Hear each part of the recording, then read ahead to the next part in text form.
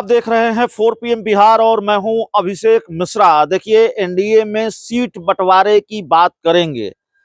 India गठबंधन में seat बंटवारे को लेकर चर्चा खूब हुई और इंडिया गठबंधन में जब नीतीश कुमार रहे तो सबसे ज्यादा सीट शेयरिंग की जल्दबाजी नीतीश कुमार की को ही रही, उनकी पार्टी को ही रही। और तभी जेडीयू कोटे के बड़े बड़े मंत्री ये कहते रहे कि 16 सीटों पर लड़ेंगे, 17 सीटों पर लड़ेंगे, 16 सीटें चाहिए, 17 सीटें चाहिए। सीट शेयरिंग में देरी हो रही है, सीट शेयरिंग में परेशानी हो रही है और समय दर समय इस बात को लेकर नाराजगी भी जताई जाती रही जेडीयू के बड़े बड़े नेताओं की तरफ से। लेकिन एनडीए में सीट शेयरिंग की बात करेंगे। एनडीए में मेरी समझ से तो सीट शेयरिंग का मामला ज्यादा फंसा हुआ है, हाजीपुर का मामला फंसा हुआ है। नीतीश कुमार के आने के बाद पेच और फंस गया है, क्योंकि नीतीश कुमार अगर आ गए हैं तो फिर जाहिर तौर पर एक बड़ी हिस्सेदारी सीटों की नीतीश कुमार को चाहिए। 16 सीटें चाहिए, 17 सीटें चाहिए, तो फिर चिराग पासवान, उपेंद्र कुशवाहा के हिस्से क्या आएगा, पशुपति पारस के हिस्से क्या आएगा? तो चिराग पासवान और पशुपति पारस के हिस्से क्या आएगा, वही हम आपको बताने जा रहे हैं। सीट शेयरिंग के मामले में पशुपति पारस चिराग पासवान पर भारी पड़ गए हैं। जो जानकारी अभी तक जो जानकारी निकलकर सामने आ रही है उसके मुताबिक पशुपति पारस और चिराग पासवान के बीच सीटों का जो बंटवारा है उसका फार्मूला तकरीबन तैयार कर लिया गया है। और इस सीट शेयरिंग के फार्मूले के हिसाब से जो जानकारी है हमारे पास अंदर खाने से, पशुपति पारस भारी पड़ते हुए नजर आ रहे हैं। चाचा भारी हैं भतीजे चिराग पर। लेकिन पशुपति पारस के लिए एक दिक्कत अभी यह है कि हाजीपुर को लेकर सस्पेंस अभी क्लियर नहीं हुआ है। हाजीपुर को लेकर अभी सस्पेंस खत्म नहीं हुआ है, पिक्चर अभी क्लियर नहीं है।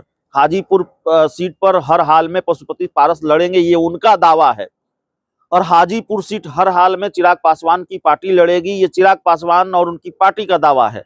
लेकिन हाजीपुर सीट पर अभी कोई वादा नहीं किया है बीजेपी ने, न पशुपति पारस से और न ही चिराग पासवान से। हाजीपुर सीट को लेकर सस्पेंस बीजेपी खत्म नहीं कर रही है, जबकि चिराग पासवान और पशुपति पारस चाहते हैं कि हर हाल में हाजीपुर सीट को लेकर सस्पेंस खत्म किया जाए। तो हाजीपुर का सस्पेंस बना हुआ है, लेकिन पशुपति पारस और चिराग पासवान को कितनी सीटें मिलने जा रही हैं ये जानकारी अभी तक जो है उसके मुताबिक 4 सीटें पशुपति पारस को मिलेंगी और 2 सीटों से संतोष करना पड़ेगा चिराग पासवान को। चिराग पासवान के खाते में 2 सीटें आ सकती हैं, एक राज्यसभा की सीट भी आ सकती है।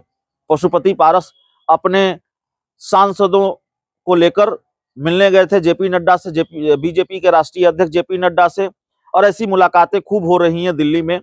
तो पशुपति पारस भी अपने सांसदों के साथ मिले जाकर बीजेपी के अध्यक्ष जेपी नड्डा से। उनके साथ महबूब अली कैसर भी थे, जो अक्सर चिराग पासवान से मिलते हैं। तो ये चर्चा हो जाती है कि महबूब अली कैसर कहीं पाला तो नहीं बदल रहे हैं।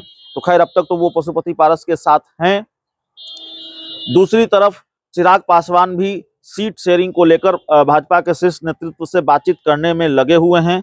तो अभी जो जानकारी है वो जानकारी यही है कि 4-2 का मामला बनता हुआ दिख रहा है और एक राज्यसभा की सीट, और राज्यसभा की सीट चिराग पासवान के खाते में चली जाए, इससे पशुपति पारस को भी कोई दिक्कत नहीं है। जो जानकारी हमने जुटाई है, जो जानकारी हमारे पास है, तो एनडीए में सीट शेयरिंग का फॉर्मूला कम से कम चिराग पासवान और पशुपति पारस के बीच तैयार हो गया है। भारतीय जनता पार्टी ने यह फॉर्मूला तैयार कर लिया है। लेकिन एक जो बड़ी पेचीदगी है, एक जो बड़ी मुश्किल है, उसको भारतीय जनता पार्टी अब भी नहीं सुलझा पा रही है, और वो बड़ी मुश्किल है हाजीपुर की सीट। हाजीपुर की सीट किसके खाते में जाएगी, तो हाजीपुर को लेकर भी एक बड़ा खेल होना है। या जिस तरह से चिराग पासवान, सवाल यह भी है कि अगर हम ये कह रहे हैं या 2 सीटें चिराग पासवान के खाते में जा रही हैं, उनकी पार्टी के खाते में, तो क्या चिराग पासवान इससे मान जाएंगे या फिर कोई उनका प्लान बी भी तैयार है? तो हम उस प्लान बी पर भी बात करेंगे अगले किसी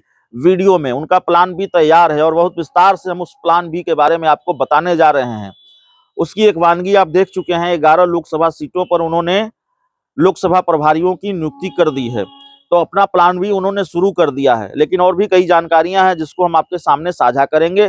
फिलहाल इस रिपोर्ट में इतना ही। बड़ी जानकारी यही है कि पशुपति पारस 4 लोकसभा सीटों पर लड़ेंगे। जो अब तक जानकारी है, चिराग पासवान के खाते में 2 लोकसभा की सीटें उनको मिलेंगी और 1 राज्यसभा की सीट मिलेंगी, जिस पर संभवतः चिराग पासवान की मां रीना पासवान चुनी जा सकती हैं, राज्यसभा सांसद बन सकती हैं, उनकी पॉलिटिकल एंट्री हो सकती है। बहुत बहुत धन्यवाद।